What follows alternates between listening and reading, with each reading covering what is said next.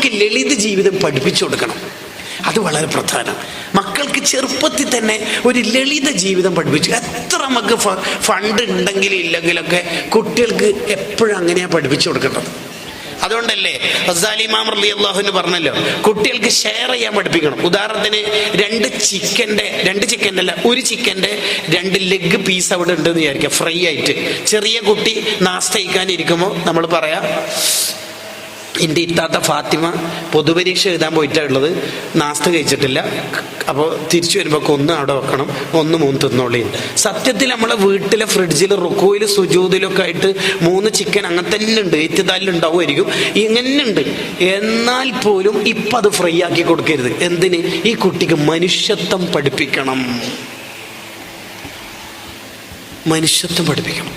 ഗസാലി ഇമാം നൂറ്റാണ്ടുകൾക്ക് മുമ്പ് പറയാം, അത് ആഗ്രഹം ഉണ്ടായിരിക്കെ തന്നെ ഇത്